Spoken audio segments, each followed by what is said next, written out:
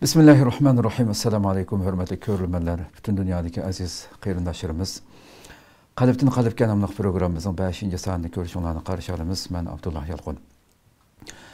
Qadirli körülmelerimiz, elbette arif gündən itibaren her günü huzuruna bulup kilovatımız. Bir-birinden muhim boğan, her birimizin hayatı üçün Allah subhanahu ve ta'ala bizin teximi yıqıllaştırdığan mavzulada ustazlarımız bilen söhbət qılıp kilovatımız. Bugün mü, şunun cümlesinden intayin muhim boğan her bir müminin hayatıda bulup mu bugünkidek insanını eziqtirdiğan, yaman yolga başlaydiğan, yoldan çıkırışqa bütün küçü bilen tirişidiğan, şunçilik yani sanını insan tasavvur qılğısız derecede köp eziqtirish, azdırış asbabları, azdırış usulları o kadar köp bir devirde yaşayatımız ki belki insan en ihtiyaç duyduğun, en köp tirişçi gerek boğan temalardan birisi olsa gerek. O bozumu nefsini paklaş teması. Yani kadirli görülmelerimiz Resulümüz sallallahu aleyhi ve sellem xuddi hadisi de öz vaxtida agahlandırğandek şu nefsini paklagan, hatta Kur'an-ı Kerim'de nurgun ayetlerde Rabbimiz sözleydi o. Nefsini paklagan kişinin kalbiga erişidiganlığı onu azgulluqqa qo'yab bergan, nimaga xolis shuningga o'z yo'liga tashlab qo'ygan insonning amaliyotda har narsani dafsanda qilgan, yo'q chiqargan bo'ldiganligi haqida nurg'un ogohlantirishlar berilgan bir tema. Shuning uchun bugun biz qisqa bir vaqtimizda bu temani yoritishga tirishimiz Allah subhanahu va taoloning izni bilan.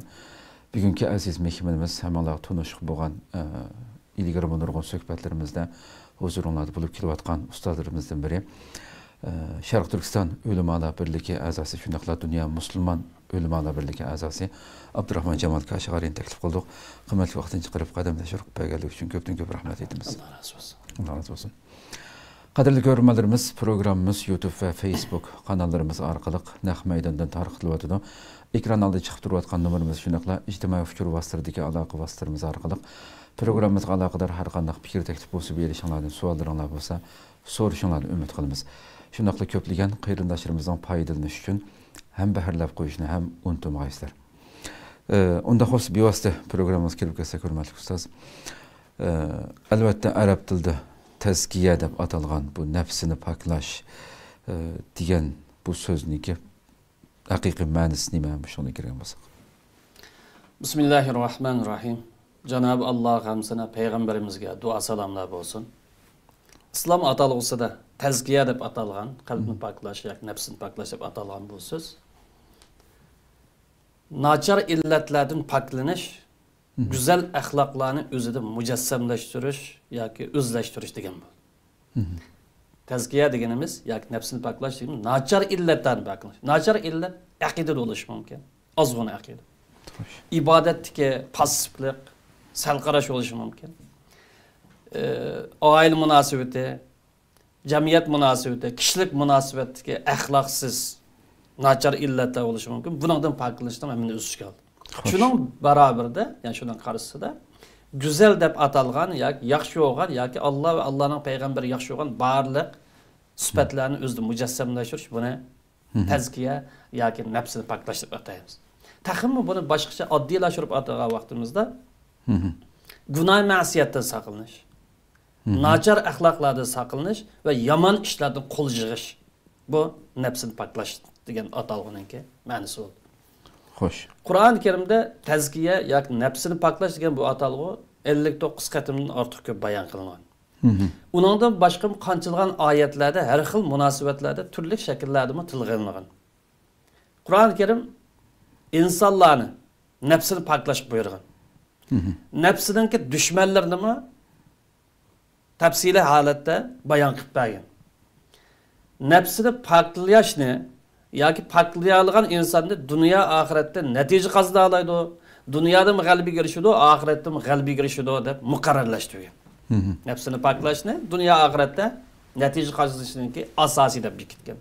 nafsini bulg'ashni yoki nafsini kontrol qilmaslikni yoki nafsini o'z ishtiha qilgan shahvatlarga, orzularga, rag'batlar qo'yib o'tishni, bu dunyoda ziyon tortishniki, oxiratda ziyon tortishniki sababi yoki yo'li deb bekitgan. Qur'oni Karim bu vaqtda qad aflaha man zakkaha va qad khaba man dassaha. Nafsini paklagan inson, nafsini kontrol qilgan inson, nafsini jiqqan inson bu dunyoda natija qozonadi, oxiratda natija qozonadi.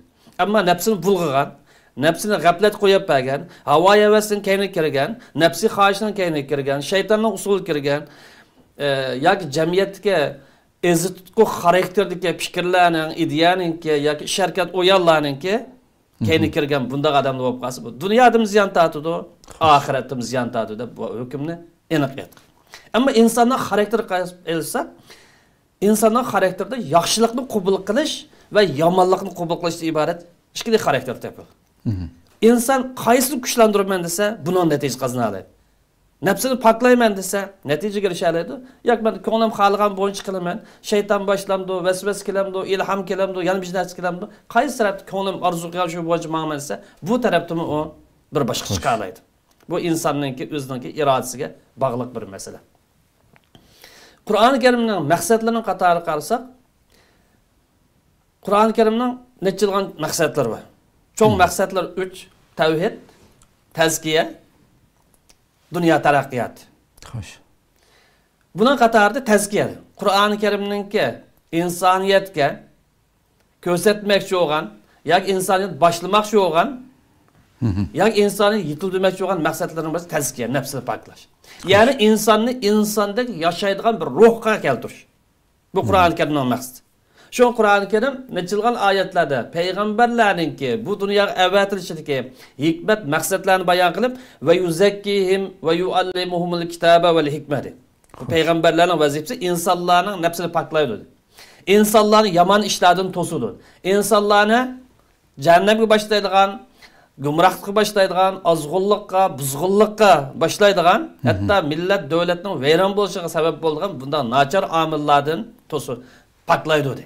Xo'sh. Bu tazkiya, bu paklash. Bu umumyuzlik illat deb qaralgan, umumyuzlik kasal deb qaralgan, umumyuzlik baloyi afat, musibat deb qaralgan bu narsaning hammasidan to'sish yoki uni ogohlantirish yoki yo'l ko'rsatish bu payg'ambarlarning mas'uliyati, ya payg'ambarlarning payg'ambar bo'lib kelishadigan maqsadlarning birisi deb bayon qilgan. Xo'sh. Shuningdek, payg'ambarimiz Muhammad alayhisolamni o'zining bu dunyoga kelishidagi maqsadlarini birini bayon qilib, innama bu'ithtu li utammima makarimal axloq. Men isil axloqlarni yeyish uchun, isil axloqlarni qanot yadirish uchun, ilgari payg'ambarlar bayon qilgan axloqlarni taxim mukammallashtirish uchun kelgan payg'ambar. Xo'sh. Ya demak jamiyatning pokligi, insonning pokligi, oilaning pokligi, insoniyatning pokligini bir tashabbus qilish uchun kelgan payg'ambar. Demak isil fazilat bo'lsa hammani o'zlashtirish, nachar illat bo'lgan bo'lsa buningdan insonlarni ogohlantirish uchun kelgan payg'ambarda Peygamberimizin o'zining dunyoga kelishdagi maqsadlarining birisini bu nafsini poklashga markazlashtirgan. Demak, Qur'onning bayoniga va payg'ambar alayhisolamning bayoniga asosan bu tazkiya masalasi yoki nafsini poklash masalasi g'oya masala. Xo'sh. Bu qo'shimcha bir ish emas, yoki vosita xarakterlik bir ish emas. Bu g'oya. Bu g'oyaga inson butun kuchini sarf qilgan vaqtida, butun harakati bilan otlangan vaqtda eninkayda buning mevzusiga kirishadi. Vellezine cahadu fina la nahdiyannahum subulana. Nafsi bilan jihad qila olgan, nafsini basa olgan, nafsini kontrol qila olgan, shaytonninki ozdirishlarga, tashabbuslarga, vasvasalarga ketib qolmagan, insoni shaytonlarningki ozdirishining keyniga kirmagan, haq yo'lda, prinsiplarda, qimmat qarashda mustahkam tura olgan bu odamlar bu yo'lda g'alaba qiladi. Bu oson emas. Balkim hajni misolga olsak, bu ibodat 7-8 kun tugaydigan bir ibodat. Zakat yılda bir qatim ba'si tugaydi. Ammo bu nafsi bilan kurash qilish, nafsini boshqarish, nafsini kontrol qilish, nafsini Alloh va Allohning payg'ambari talab qilgandek yoki ekilish bu umri bo'yi davomlashgan bir kurash. Haq bilan botil orasida kurash. Zolim bilan mazlum orasida kurash bunga munosib nafsini poklash. İnsanning eng cho'ng dushmani shayton. Bu insonning shayton bo'lgan bu to'qinishi inson bu dunyoda qanchalik yashab qolsa umrining oxirigacha kech kunduz demay davom etadigan kurash. Intayin murakkab, intayin og'ir bir kurash. Bu nafsini poklashdagi yo'llar jiq, buning qatoridan iymon tarbiyasiga ko'ngil bo'lish. Əxlaq tərbiyəsi qoyulmuş, ayrılmaz. Bu iki tərbiyə intihar mühim. İman tərbiyəsi, əxlaq tərbiyəsi. Şununla birlikdə niyetni durust qilish. Qalbi saf bo'lish. Xo'sh. Qilgan ishida bir savobni izlash, ajrni izlash, o'ziga va boshqalarga manfaat yetkazish izlashdan iborat bir yaxshi niyat intihar mühim. Ammo niyatda bir fosiqlik bo'lsa, niyatda bir iç yomonlik bo'lsa, hasad deymiz, kibr, manmanchilik bo'lib qolsa, buning hammasi niyatga durustning alomati emas. Shuningla birlik nafs bilan jihad qilish lozim. Yuqorida deganimizdek, bu eng muhim ish. Xo'sh. Shaytondan qilgan ishi demasa, vasvas qildi. Kallaga saladi, o'yga saladi, xiyolga saladi.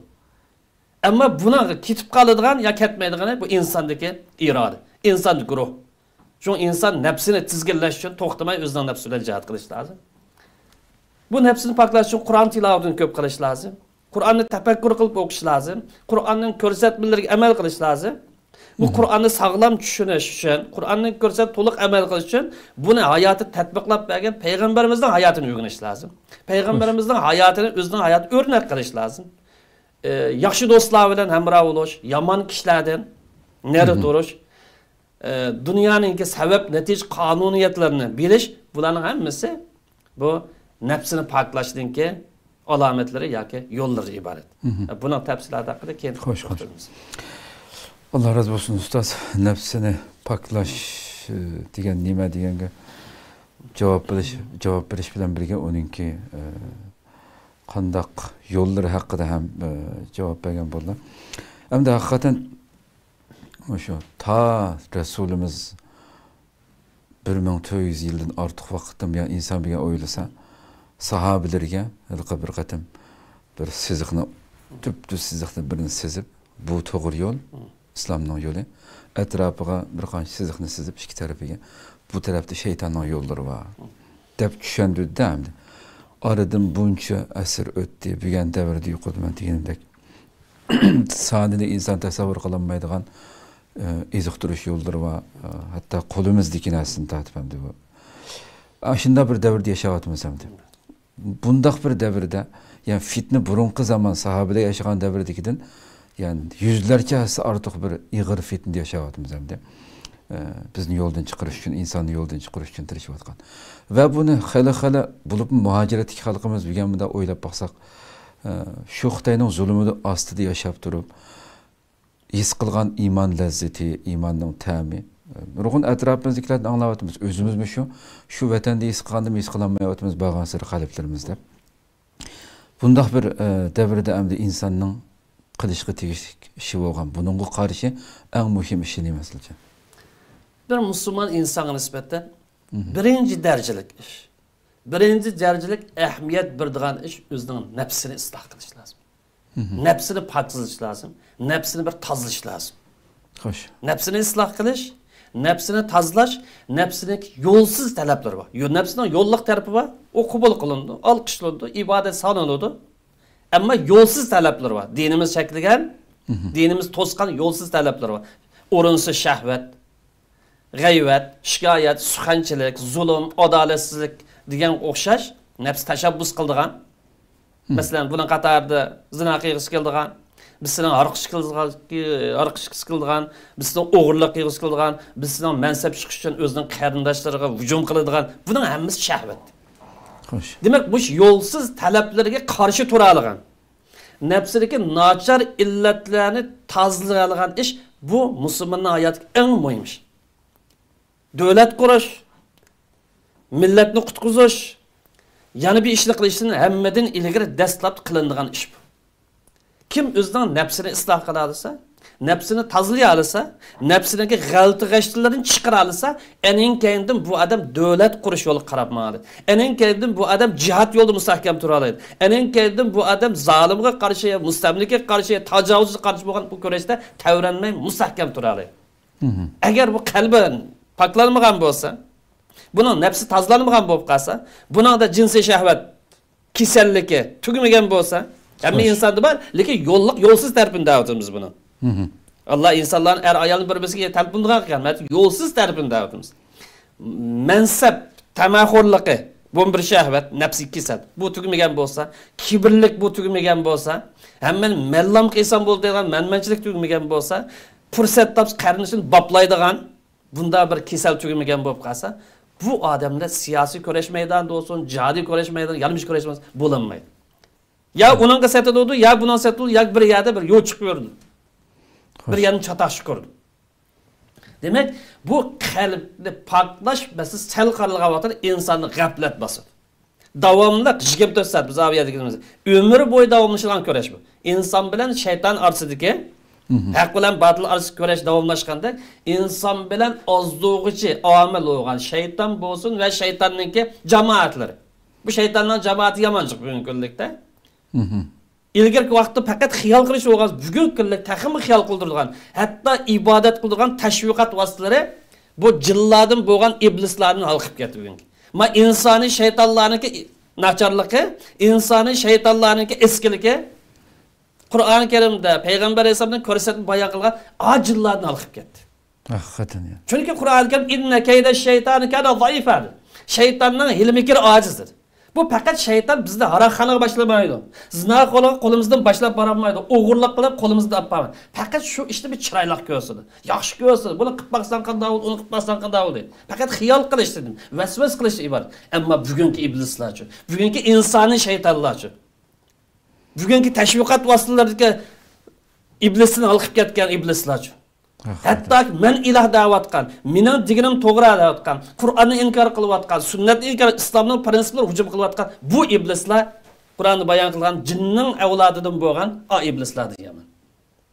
Demak, bu yerda inson qalbini poklash, sarqarg'avata qalbini g'aflat bosadi. Shu davomli o'g'aq, davomli sayg'ib turishlar.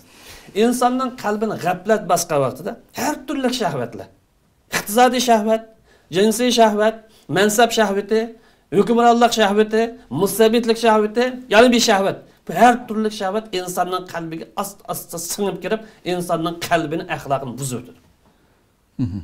Shunga qalb har doim poklanishga, har doim xato ideyalardan va nachar axloqlardan tozalanishga muhtoj. Qalbda, ya'ni musulmon bir insonning qalbida iymonning nuri o'chib qolmasin deb qarasa, yoki iymonim passib, ojiz holat kelib qolmasin, shaytonning kaynida yo'rg'ilashiradigan holat kelib qolmasin desa, bu qalb nimaga muhtoj? Qalb isloh qilishga muhtoj. Nafsini tozalashga muhtoj. Nafsini yo'lsiz talablardan kontrol qilishga muhtoj. Davomli zikr istig'for bilan shug'ullanishga, tavba qilishga, har vaqt, har kun o'zining qilgan ishlarini islomning tarozi bo'yicha men to'g'ri ish qildimmi, xato ish qildimmi? Allohning payg'ambar rozi bo'lgan ishni qildimmi yoki shaytonligim qo'zg'ab ketdimi, shaytonligim tutib ketdimi, o'zini hisob oldigan bunda bir ruhga muhtoj. Agar buni o'zida kunliki har bir odam kunda qilolmay qolib qolsa, haftada bir qilib o'zida hisob oldigan bu ruh tiklamay qolib qolsa, bu odamni g'aflat bosadi. Shayton buni yo u tarafdan yoki bu tarafdan tatib keladi. Ya jindan bo'lgan shayton tatib, yoki insondan bo'lgan bugungi iloh darsida ko'rilayotgan, iloh darsi muomala qilayotgan, Allohning so'zini o'zining ustun ekanligini da'vo qilayotgan bu shaytonlar g'olib kelib keladi. Bu nafsini salqarashqa, nafsini poklash, salqargan inson shahvat oldida, shaytonning vasvasi oldida, jamiyatdagi chiriklik yoki axloqsizlik yoki muhitning nacharlik oldida o'zining prinsiplari, qimmat qarashlari mustahkam tura olmaydi. Xo'sh. Nafsini pok tutmagan inson ya shahvat oldida, buni turjiq yuqori deganimizdek. To'g'ri. Bu faqat bir taraf qartilmaydi. Yoki shaytonninki vasvasalar oldida, yoki muhitninki ozdirishi oldida o'zining prinsiplari, qimmat qarashlarida bu mustahkam tura olmaydi. Voz kechishga boshlaydi. Ya sotqinlik qiladi, qimmat qarshi, prinsipga qarshi. O'zining millatini sotadigan, aqidasini sotadigan, xalqini sotadigan, vatanini sotadigan bu ishlarni kelib chiqdi desa, garchi u odamning ko'rinishi ba'zi masjid ko'ringan bo'lsa-mu, ba'zi siyosiy maydonda yo'g'on ko'ringan bo'lsa-mu, lekin bu chataq qalb poklanmagan vaqtda bir yerdan ya voz kechish, ya sotqinlik alamati yuz berdi. Bu odamlar bu maydonda jihad maydoniga ham yaramaydi, yoki boshqa maydonga ham yaramaydi. Bu sababdan qalbni isloh qilish, nafsini isloh qilish, nachar illatlardan qutulib, go'zal axloqlarni, go'zal omillarni o'zlashtirish bu her bir musulmon bugun kunlik muhtojlanayotgan eng muhim ish. Birinchi turlik maydonmish. Ilgirki vaqtga qarasak, farqli. İlgirki vaqt payg'ambar vardı. Payg'ambar degan yaxshi kishilar vardı. Yaxshi kishilar degan yaxshi kishilar var. Muhitning o'zi yaxshi edi. Mesela 80-yilning oxir 90-yil misol qilib aytsak, bu bugünkidek tashviqot vositalari insonlarning qo'llanadigan, ozulmagan foydaliqlar bo'lgan bo'lsa, shu muhitga misol olsak bu. U vaqtda yashagan insonlar bugun kunlikda fitna fasod o'jag'an, shaytonning ozduruvchilari har kuni, har soatning o'zi ko'zida ko'rinib turgan, quloqiga kirib turgan, kushkirtib turgan bu paytda o'zining e'tiqodi cho'ng turib, axloqini mustahkam turib, prinsipini mustahkam turib yashagan inson sahobalardan fazilat jihat qilishmaydi. Xo'sh. Buni ko'plagan insonlar hal qilib ketadigan, ya tushunadigan bir haqiqat. Eng muhim ish bugungi kunda musulmonga nisbatan nafsini isloh qilish. Nafsini paklash, axloqini tuzitish. Bu nafsini paklash jihad maydonida olsun, meyli umumizlik islohat maydonida olsun, qaysi tarafdagi olsun.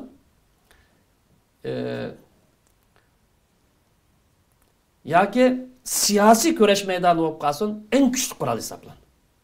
Nafsini isloh qilish, nafsini paklash, meyli jihad maydonida olsun, meyli islohat maydonida olsun, meyli siyosiy harakat yoki siyosiy kurash maydonida olsun, eng kuchli qurolmish.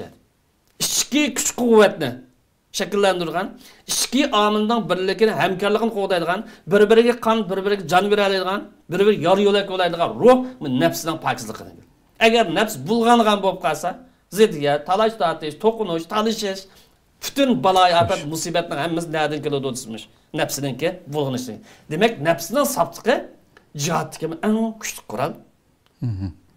Siyosiy kurashning eng kuchli qurol, islohat yo'lidagi bu eng kuchli qurol. Nafsini pokilgan vaqtida birinchi bo'lib Allohga yaqinlashgan bo'ladi. Allohning roziligini qo'lga keltirgan bo'ladi. Allohning yordam berishgan bo'ladi.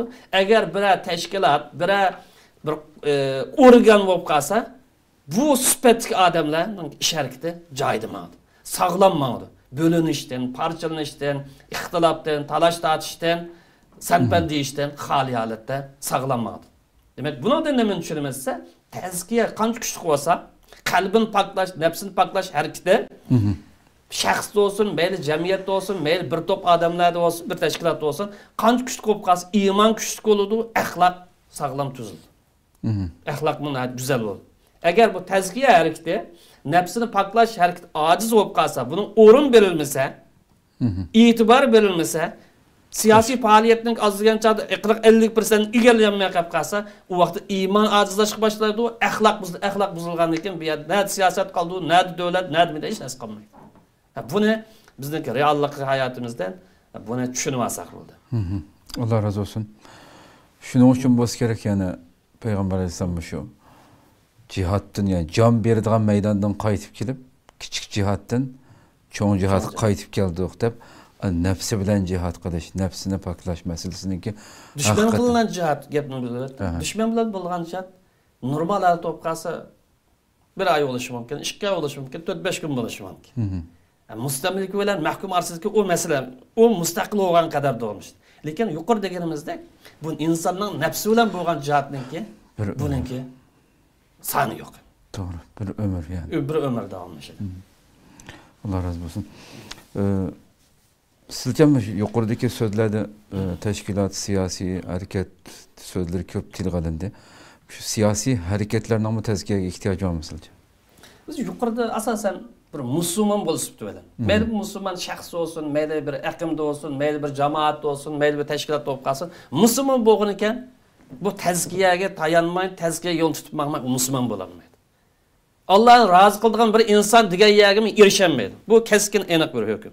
Endi bugun kunlik kelgan vaqtida bir siyosiy bir harakat o'sib turadi. Bir jihodiy harakat olsun, yoki bir siyosiy kurash maydonida bir odamlar bo'lsin deydi. Ismining bo'lishidan qat'iy nazar, bizning ism bilishimiz yo'q, umum to'xtalamiz. Bu tazkiyaning ishi bormi? Nafsini paklashning axloq falsafasidan ki islomdagi ishi bormi degan bu savol cho'ng bir savol chiqadi. Chunki bugungi siyosat dunyosi axloq bilan ishi yo'q. Axloqni e'tiborga olmaydi. Manfaat bo'lib qolsa, hamma narsa sotadigan, hamma narsadan voz kechadigan aynda bir dünyada yaşayatımız. Bundan ta'sirlangan bir musulmonlikning siyosiy nazariyasi, bir musulmonninki kurash hayot qanday bo'lgan, bundan xabar bor ya yo'q insonlar nisbatan ba'zilari bu axloqni ish qildi deb qarash mumkin. Unda axloqni ish qildi desa, bu tazkiyani ishi va degan bu savolmi ba'zilardan chiqishi mumkin. Bu yerda bir musulmonga nisbatan bir musulmonlar bo'lsa, mayli shaxs bo'lsin, mayli jamoat bo'lsin, mayli siyosatchi bo'lsin, tashkilot bo'lsin, nima bo'lsin, bu tazkiya, qalbni poklash bir musulmonlik majburiyati. Shaxsiy holatda, kollektiv holatda. Chunki Qur'oni Karim va tubu ilallohi ayyuhal mu'minun la'allakum tuflihun. Agar sizlar g'alaba qozonamiz desanglar, natijaga erishamiz desanglar, dushmanning ustidan g'olib kelamiz desanglar, o'zinglarning mustaqillik irodalarini qo'lga keltiramiz desanglar, Alloh millat xarakterlik tavba qiling, isloh qiling dedi. O'zingni tekshiring dedi. O'zingni o'ngshanglar dedi. Yo'lma, ishning yo'lma dedi. Qag'ini u davlatning, bu davlatning ishi, bizning qo'llashi yarmisi u ikkinchi bir vosita. Sirtqi omil, sirtqi kuch. Bu yerda ichki kuch bor. Bu millat qachon ichki kuchga markazlashtira olsa, ichki kuchni isloh qila olsa, sirtqi kuch qo'shimcha bo'lsa endi natija qozonadi. Ichi xarob, ichi vayrona, ichi sechib ketgan, qo'polchilik elib aytgan vaqtida balkim ayrim bir to'xtalish mumkin.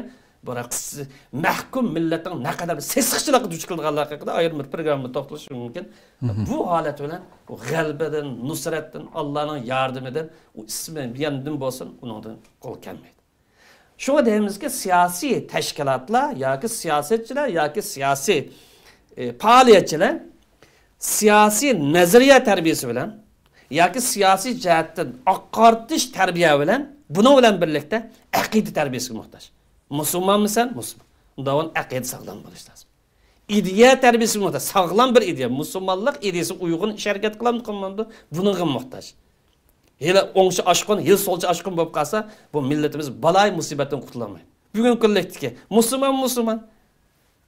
Ama qarsak birisi oңşı aşkın, milletin bir balağa tıkkan, yani bir solcu aşkın, o bir balağa tıkkan. İşkilesi musibet milletke nispeten. İşkilesi bir seçikçilik, kopaltılıp elip etken vaxtıda, kendi toxtulamadı. Millet, siyasi hareket, siyasi nazariya terbiyesiyle birlikte akide terbiyesi muhtaç. İkinci olab ideya terbiyesi muhtaç, üçüncü olab ahlak terbiyesi muhtaç, dördüncü olab kalbini paklaş terbiyesi muhtaç, ahlaktan ayrıp müstaklas. Beşinci olab İslam'ın siyasi nazariyesi, yani şer'i siyaset terbiyesi bilişki muhtaç. Bu en asas kılıvatkan bugünkü siyasi akım, yoki siyasi teşkilat davet kıl, siyasi nazariyan koşkanca alt türlük nasıl. Qağınlarımız bunun üstü kurulgan nasıl. Demek siyasi hareket, siyasi nazarlarla birlikte yerimini, faaliyetinin yerimini, hareketinin yerimini, nişanının yerimini, terbiyesinin yerimini iman, ahlak, fikir terbiyesiga merkezleştirmeye kapıp kalsa bu çuğulup gider. Bir mezgil davran sürgen bilen, bir mezgil bazar sürgen bilen bu uzun kalmayı palacı olup tügeydi. Kep git tügeydi. Şu her kanda bir hareket, bir Müslümanın kolu bilen boğan bir hareket, siyasi bir faaliyet davamlasın uzun mezgilse, iş hareketindeki yerimini iman, ahlak, tezkiye terbiyesi merkezleştiriş lazım. Qağını qo'shimcha onun üstüne nasip oldu. Endi davam qil. Mav ichki omil mustahkam bo'lmasa, manfaat to'qnish kelib qolgancha bir-birini tonimaydigan, bir-birini inkor qiladigan. Bu holatda bugungi jamiyatning ahvoli nima ish qilib kelmaydi, datning shu bir şey, xafalikning, musibatning bir şey desa, ishning beshi tezkiya bo'lmaganlikdan shu bir ustal kelmaydi. Agar bu tezkiya joyida bo'lib qolsa, bu mansab o kadar og'ir narsa islomda. Mas'uliyat o'g'ri. Masalan, men misol qilib aytsam, yani siz misol olsa, biz shaxsiy mas'uliyat turgan. Agar 50 odamdan, 500 odamdan, 10 ming odamdan mas'ul bo'lgan bo'lib qolsa, hammasidan hisobkorlikqa mas'uliyat tortil.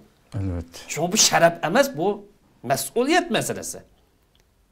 Shunga bu siyosiy harakatlar, bu tarbiyaning nega markazlashib, buni bilish lazım. Bu noktadan qisqartib deymizki, siyosiy harakat va siyosiy faoliyatchilarning ko'ngil bo'lishiga hech narsa emas. Birisi iman terbiyesini kuchlantirish. Xo'sh. Her daim Müslüman ruhga muhtoj. Ummatga muhtoj. Qalbining bir az tasalli topishga muhtoj. Ko'ngil rohatligiga muhtoj. Bu nim bilan qo'lga keldi, faqat iymon bilan qo'lga keldi. Iroda, ummat nim bilan qo'lga keldi, iymon bilan qo'lga keldi. Xo'sh. Bu bo'lmay turib, bu quruq parang bilan ish bo'lmaydi. Bugungi dunyoda buning shohid. İkinci birisi Müslüman bo'lishibdi bilan qilgan ish harakatlarining bir sog'lom, o'lchamlanshi. Ma dunyodami unumlik, oxiratga borgan chaqdimi? Bir jannat deganning qatori qaysi birisiga kirish uchun bu odamlar bir axloq tarbiyasiga buning ko'ngil bo'lish lozim. Xo'sh. Uchinchi bo'lib nafsini poklashga ko'ngil bo'lish lozim. Mayli axloqni oldi to'sgan to's. tilini saqlash ko'ngil bo'lish lozim siyosatchilar. Nafsini paklash, shunun bilan birlikda tilini saqlash. Bu mu intayin muhim ishlarimiz siyosiy harakat tarbiyasi. Xo'sh. Og'zimdan chiqdi, bildim, devaldim degan bilan har bir so'z farishtalarning kamerasida saqlanib turadi. Bu inson tunigin deb demagan deb tina bo'lmaydi buni. O'chab ketib qolmaydi bu. Qiyomat kuni daftarning hammasi oldimizga chiqadi. Shu bu yerda har yozadigan, har barmoq uradigan yoki ham bahrlaydigan, yana bir ish qiladigan ya tor dunyosida yoki xotin kishining ismini kirib oladigan yoki Afg'oniston ismi yoki ingliz ismini kirib olsangmi qiyomat kuni Allohning oldida hisob cho'qim berasiz. Shu tilanga ega bo'l, barmoqanga ega bo'l. Bu tarbiya intayin muhim. Endi bir musulmon bu siyosiy tarbiyadagi yoki siyosiy harakat musulmon odil bo'lish lozim. Har qanday maydonda. Kim bo'lish qadar? O'zi yaxshi ko'rgan inson bo'lsin, mayli, xush yo'q inson bo'lsin.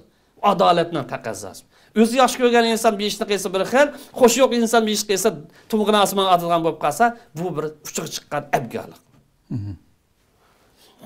Shuning bilan birlikda 5-inchisi hasaddan saqlanish, adovatdan saqlanish, fursat parastlikdan saqlanish lozim. Siyosiy harakat buna muhtoj. Hasad qilmaslik, bir qarindoshga bir yaxshilik kelsa xush bo'lish lozim bir musulmon. To'y qilamiz, misol qilib bir shaxsiy holatda to'y qilgan bo'lsa xursand bo'lish. Bizning uy yo'q, uy olgan bo'lsa Xudoga shukr, ani bo'lsa uy olib xursand bo'lish. Bizning ish yo'q, ish topgan bo'lsa xursand bo'lish. Biz o'qish bitkizib maktab diplom olgan bo'lsa, uni xush bo'lish. Bu iymonning taqozosi, musulmonlikning axloqi. Ammo bugun qandaqdir birisi bir ishda bir natija qozonsa hasad qilish, bu shaytonning usuli. Adovat, o'chmanlik qilish, yiqitish urinish, shundalar bir fursat topsalar boplash urinish, bu shaytonning yo'lini tutganlik. Musulmonlik axloqi bu qilcha yarashmaydi. Shuningdek bu siyosiy faoliyatchilar o'zaro bir cho'ngchilik qilmaslik muhtoj. Nimamiz bor bizda cho'ngchilik qilgan? Hech nima yo'q. Shu. Allohning oldiga borgan vaqtda yaraydigan bir ishimiz bo'lib qolib qolsa, uni qiyomat kuni ko'ramiz. Bu dunyoda cho'ngchilik qilgan hammalar bir mahkum bir millat. Xo'rlik ichida yashayotgan, insonlikni qo'g'dayamayotgan, o'zining ota-onasini himoya qilmayotgan, oilasining iffat nomusini qo'g'dayamayotgan ayda bir erkak. Va nimaga yo'g'anchilik, nima cho'nglik, nima bo'lsa, hech nima yo'q. Bu reallik bo'lsa, bu reallik, garchi qo'pol ketgan bo'lsa, insof qilish muhtoj. Insof iymonning alomati. Mas'uliyatchan bo'lish kerak. Biz kasal chiqqan bo'lsa, uni isloh qilish, uni tutish urinish, yarashtirish urinish. Ko'paytirish, cho'ngaytirish, fitna fasod paydo qilish emas, isloh qilish urinish, mas'uliyatchan bo'lish bu musulmonlik majbur. Shuningdek bu siyosiy harakatlar guruh manfaatini millatning siyosiy manfaatini oldiga qo'yolmaslik lozim. Mening tashkilotim ustun bo'lsa bo'ldi, qolgan nima bo'lsa, millatning bo'lsa bu bo'lmaydi. Millatning manfaati, siyosiy manfaati agar joyida bo'lib qolsa, tashkilotning manfaati ustundir. Bir kollektivning manfaati shaxsiy odamningki manfaatining oldida tur. Bu shariatga muqarrar aniq bir qoidalar. Bu talash tortishni qabul qilmaydi. Chiqqinchilik ko'z qarashni qabul qilmaydigan bir haqiqat. Bunimi bu siyosiy aqm bilish lozim. Mendan boshqami, boshqalarning haqqi bor deganni buni tushunish lozim. Shuning bilan birlikda bu siyosiy tashkilotlar yoki siyosiy aqmlar birisi xatolashgan bo'lsa, xatolikni shuni o'ziga qartish, uning atrofidagi va shunga o'tlagan qopgan odamlarni u ishdan mas'ul tutmaslik. Ammo bugun kunlikdagi millatning axloqini sesib ketganligidan birisi xatolashsa, bir aqmni butun qarlaydigan, bir aqmga butun tuhmat qiladigan tuhmatxo'r kazzoblar olib ketadi. Bu millatning sesib ketganligini ko'rsatadi.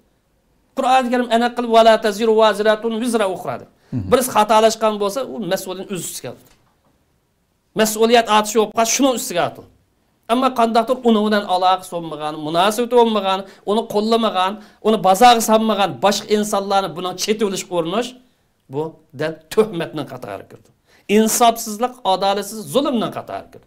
Ammo afsuski bugungi tashkilotchilik bozorida, tashkilotchilik bo'tqinlarda bu kasal yomg'irmoqda. Yana shundaqlar bu yerda siyosiy aqm yoki siyosiy faoliyatchilar diqqat qilish teminamizsa, o'rlamoqchi bo'lib qolsa, buning yo'li bor. Men bir ishni vujud chiqaray deb intilib qolib qolsa, buning go'zal usuli bor. Siz dukkaningizni obdan oching, meningizni go'zal shaklda to'nating, kishilarni jalb qilib odam tortib. Fikringizni obdan bozorga soling, axloq ishida, odamgarchilik ishida, insof ishida bozoringizni oching, boshqalar hujum qilma. Bu orqali soningiz aviydi, bozoringiz aviydi, botkingiz cho'ngaydi. Ama bugün günlükte özünün tayini yok. Eynekler, lop eynekler karşısında körenmeydiğen botkiler örleşsin. Qanday qildi olsa, o'zining ya ideyaga ega emas, yoki siyosiy nazariyaga ega emas, yoki ilmga emas, qara qo'saqlar boshqalarning bo'yniga dastlab turib o'rlayman dedi. Bu jon sesiqlikning bir alomati. Bu axloqsizlikning bir alomati, insofsizlikning alomati. Bu siyosatdagi oshkor radikallikning alomati, lüksçeklikning alomati. Bizning islomiy atov sağanchada quttadir, dal bulangchilik tushirdi. Bulançlı burunqi vaqtida insonlarning yonchiqidagi pulda bo'lganmiz. Bugun kunlikda o'zining salohiyat yo'qtirib, salohiyat o'g'irlayman deydigan bulanchilik, lüksçek. Buning ham bu siyosiy maydondagi odamlar diqqat qilish lozim. Gibimizni xulosalgan vaqtida bu siyosiy harakatlar o'zaro bir hamkorlashishga, bir qarindoshlik ruhi bilan yashashga. Bizning islomiy qarindoshligimiz muqaddas sanalgan. Alloh qiyomat kuni bir-birlab hisob oladigan iymoniy qarindoshlik. Salam berdim, adavet tutmadı mı? Bunun hakkını ada kıldı mı? Yoki hakkı tacavuz kıldı mı? Kan bir-birlab hisob iymon tajovuzi. İmani qarindoshlik. Buni rioya qilish lozim. Milliy qarindoshlik bor. Uni haqqini rioya qilish lozim. Xo'sh. O'zaro bir ko'yinish, bir-biriga ish og'irtish, hissdoshlik qilish iborat.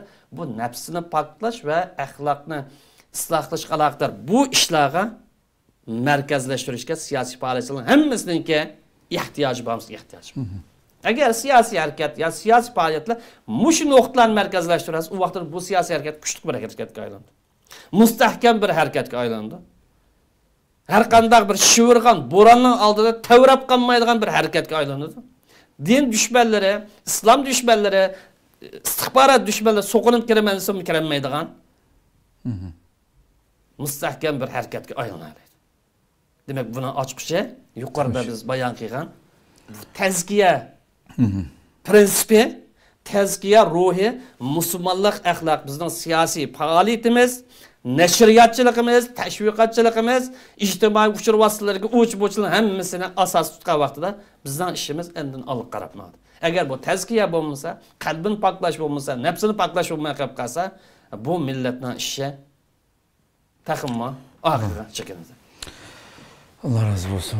Çok rahmet. Hakikaten güzel bir tafsilat icbali. Şey tüketken masak programımızı. Qadrli ko'ruvchilarimiz, albatta yuqorida so'zlangan hamma shaxsdan tortib tashkilotchi bo'lgan butun jamiyatning har qaysi qatlamlaridagi hamma sohani o'z ichiga olgan shaklda so'zlar bo'lib o'tildi. Ortiq gapning hojati yo'q. Her birimiz chunqur o'ylangan şekilde bu qalblarni pokizlaydigan, Allohga qaytanmagan insonmi Allohga qaytish fursatlari bilan 24 soatning hammasida fursatlar to'kilib turibdi bo'lib Ramazon oyida. Shunday bir muborak oyda her birimiz chunqur o'ylangan şekilde Allohga haqiqiy tavba qilgan şekilde qalblarimiz poklangan şekilde Allah'a munajat qilishga tilashayli. Allah subhanahu wa ta'ala ömür bersa, aytki sonimizda boshqa bir temada ko'rishguncha aman bo'lgaysizlar. Assalomu alaykum va rahmatullohi ta'ala va barakatuh. Ya nural hilal aqbil ta'al fashawq tal wal qalbu sama nahwa